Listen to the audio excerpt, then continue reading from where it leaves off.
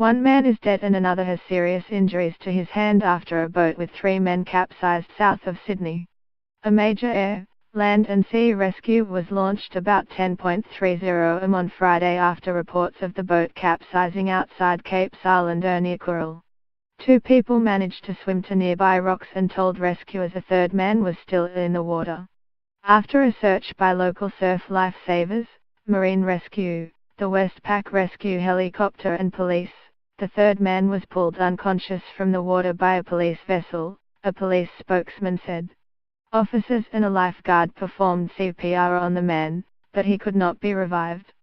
The Westpac rescue helicopter winched another man with partially amputated fingers off the rocks, and he was being treated by paramedics at the top of the cliff, Westpac rescue helicopter chief executive Stephen Leahy said.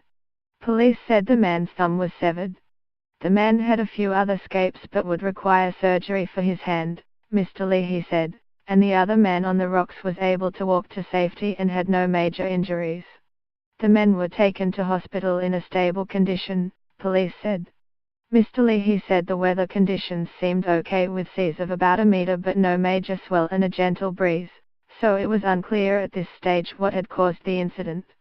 The Westpac rescue helicopter chief executive said it was a timely reminder of the importance of life jackets. Life jackets were found on board the capsized boat. They were wearing life jackets. Mr. Leahy said it doesn't matter what the conditions might be or how good they are at swimming, people need to wear life jackets if they were going offshore. It's too common, people believe that they're reasonably good swimmers, but it doesn't take much for a boat to roll over, he said. That's why it's incredibly important, life jackets are an essential item that needs to be worn. Officers from the Marine Investigative Group will speak to the 2 men when their condition allowed to work out the circumstances around the incident. A report will be prepared for the coroner on the man's death.